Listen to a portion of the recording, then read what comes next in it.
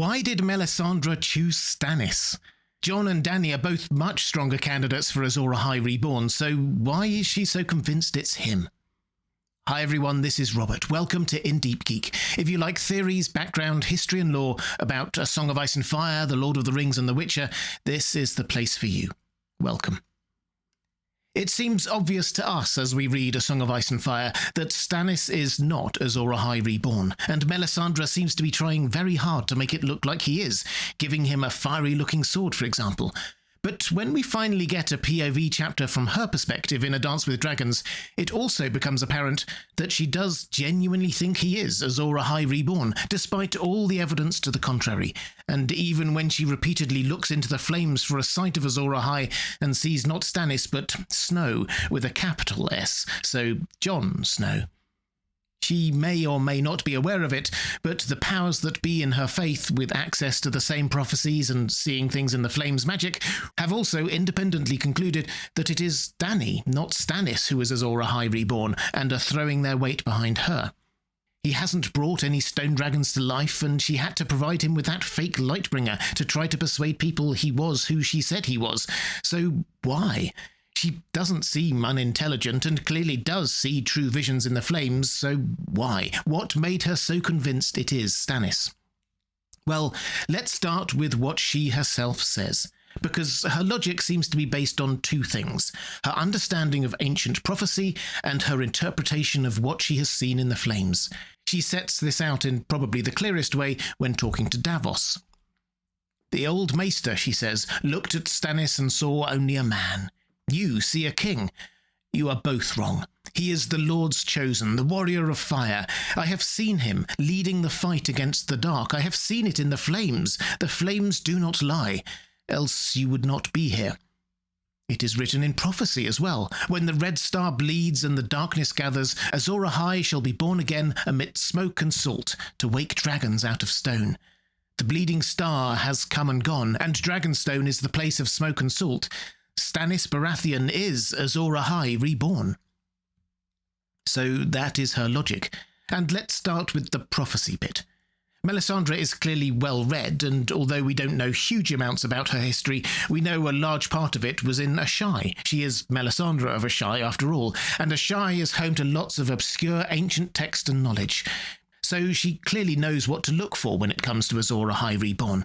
From what she said, and confirmed by people like Maester Aemon, this includes someone born amidst salt and smoke, someone whose coming is heralded by a red comet blazing across the sky, or in a slightly longer version, they will come after a long summer, when the stars bleed and the cold breath of darkness falls heavy on the world. Someone associated with bringing a stone dragon or dragons to life. Someone who will wield the fiery sword Lightbringer. For completion's sake, there are a couple more that seem more attached to the Targaryen-heavy prince that was promised prophecy. Someone from the line of Aerys II and his wife Rhaella, someone to whom belongs the Song of Ice and Fire. These seem more recent, though, and Westerosi-based rather than ancient and from Br'lor Doctrine or Asshai-based, so let's leave them to one side for a moment. Melisandre certainly seems to have. If we also put to one side for a moment the bits of prophecy that are clearly only able to happen once Azor Ahai has already been revealed in some way, like them having the fiery sword Lightbringer, we are actually left with a very short list of clues to look out for. Chief among these is the idea of someone being born or reborn amid salt and smoke, as well as the long summer, the red comet, and, depending on your reading, access to some stone dragons to bring to life. We don't know exactly when Melisandre started to search for Azor Ahai Reborn, but we do have a rough idea of when she arrived in Dragonstone, probably a handful of years before we meet her in the story. If you want the nerdy maths here, in A Clash with Kings, so the year 299 AC, Littlefinger recalls Varys telling the small council, quote, some years past, about her arrival. Littlefinger was appointed to the small council around the year 292, so sometime after that, but a few years before 299, so 294 or 295 seems reasonable. By which time summer had been going on for 5 or 6 years. That's already a long summer by Westerosi standards, and the prophecy talked of a long summer heralding Azor Ahai Reborn, so perhaps Melisandre felt that the time was right and she had to get to her mission of identifying and supporting this new Azor Ahai. The biggest clue about where she should go was the salt and smoke bit, and she decided that this must mean Dragonstone. To be clear, in the books, Dragonstone is not considered to be a pleasant place to live by most people. It is a volcanic island with steam bursting forth from rocks, regular storms, and a smoky, salty, sulphurous atmosphere, added to which the castle itself is basically made of stone dragons, lots of them. They didn't really show this on the TV show, but the architecture there is very, very dragon-heavy. Torch sconces are shaped like clawed dragon hands, archways like dragon tails, the kitchen chimney like a giant dragon snout. The crenellations are stone dragons rather than boring square stones. Basically, there are lots of stone dragons that Azor Ahai could conceivably bring to life. All of which makes Dragonstone seem like a good place to start your search for Azor Ahai reborn. Maybe Melisandre even saw Dragonstone in her flames, we don't know. And to be fair to Melisandre, connecting Azor Ahai to Dragonstone is not just something she made up. Several other people have come to the same conclusion. When Rhaegar thought his son Aegon would be the prince that was promised, it was partly because he was born at Dragonstone. Later, Maester Aemon thinks that it is evidence that Daenerys is the prince that was promised because she was born there, and Benero, the High Priest of R'hllor in Volantis, thinks the same. At which point we should probably clarify that Melisandre thinking these clues lead to Stannis happens before Dany and Jon are on anyone's radar. Jon's Targaryen ancestry is still clearly hidden, and Dany is still years from hatching those dragon eggs. There are no obvious candidates out there. Melisandre seems to be the first, or insert your Bloodraven conspiracy theory here, among the first, to be actively looking for Azor Ahai reborn and expecting to find them. So, to return to where we were a moment ago, Dragonstone being the place of salt and smoke pointing to Azor Ahai reborn isn't some random thought by Melisandre. It actually seems to have been quite a mainstream view among the prophecy-pondering people of Westeros and Essos. Going there seems to have been a very reasonable starting point for Melisandre. So, she goes there, and Stannis isn't there. He's in King's Landing most of the time at that point, as master of ships in his brother Robert's small council, so she sets herself to converting people to the worship of R'hllor while she waits to see her champion emerge. This is a huge success, with Stannis' wife Selyse the most high-profile new convert. And during this time, she no doubt looks in the flames and sees something that convinces her that the person she is seeking must be Stannis.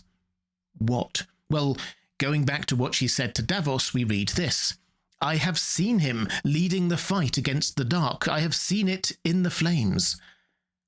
Now, Melisandre is a complex character, and we have to acknowledge that what she says is not necessarily what she saw. One of the big reveals in her POV chapter is how set she is on seeming all-knowing and powerful all of the time. This often plays out by her saying things with certainty when she is in truth not 100% certain. As an example, we get this exchange with Jon about another largely unrelated vision she had in the flames.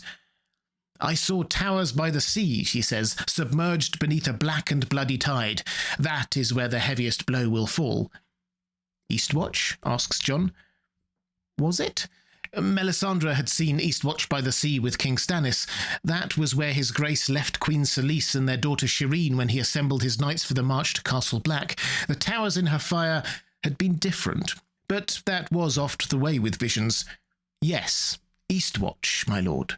So there she is confidently asserting that she saw something that she didn't actually see. The towers she saw in her flames were not Eastwatch, but she tells Jon that they are. So perhaps that happened here. She tells Davos she saw Stannis lead the fight against the dark, but in reality she wasn't so sure. Maybe. But given her clear personal buy-in to this idea, I think there's actually a good chance that this time she did see Stannis lead the fight against the dark, as she says. However, leading the fight against the dark is a very vague description at the best of times, but let's imagine that she saw the most convincing version of that. Stannis on the wall, leading his men fighting against the others, a flaming sword in his hand. That's what she saw, and that's why she's convinced it's him, as well as the salt and smoke thing. We can understand why, on that basis, she might be convinced. So, doesn't that make him Azor Ahai? Well, no, not necessarily. Simply put, that could happen in the story, and Stannis still not be the main Azor Ahai figure in this drama. Leaving aside for another video the idea that there might be more than one Azor Ahai Reborn, Jon, as Lord Commander of the Night's Watch, has given Stannis the Night Fort. If he triumphs at Winterfell, there is every reason to believe Stannis will head up there next, and if the others go there, as they might, he will no doubt fight them. And Melisandre may have seen that in her flames. But Jon may also be fighting at Castle Black, say, with Dragonglass, Valyrian Steel, and maybe even the Horn of Winter, and Dany may also arrive on Drogon. Stannis could be leading his own men in the fight against the Dark without being the most important person in that fight. Melisandre believes that there was no one, even in her order, who had her skill at seeing the secrets half revealed and half concealed within the sacred flames. That may well be true. Again, in her POV chapter, we can see that she sees many, many different things in the flames, flashing past her at dizzying speed. Seeing visions, even true visions, in the flames is not her problem. Interpreting what she sees is. As Jon Snow says to her face, "A grey girl on a dying horse, daggers in the dark, a promised prince born in smoke and salt. It seems to me that you make nothing but mistakes, my lady. Where is Stannis? What of Rattleshirt and his spearwives? Where is my sister?" Jon could probably wait for answers about the grey girl on the dying horse and daggers in the dark, but his point is a fair one. Melisandre sees a lot of true things, but interpretation to real-world advice and guidance is not her strong point. So, where does all that leave us? Having decided that Dragonstone was the place to look because of the salt and smoke and stone dragons, and that the timing as the long summer drew to a close was right, Melisandre will then perhaps have seen Stannis in her flames, seemingly leading the fight against the Dark. Surely he was who she was seeking. Then he unexpectedly became rightful king of the Seven Kingdoms, from some people's perspective anyway, which seems pretty important. Then, as the Red Comet flew overhead, Stannis accepted, or at least decided to go with her lead, that he was Azor Ahai Reborn. Everything seems to add up. Then, to add to all of that, he, alone of all the Lords of Westeros, understood and answered the Night's Watch's call to fight against the others, leading an army up to the wall, the only hero to do so. So, yes, it makes sense from her perspective.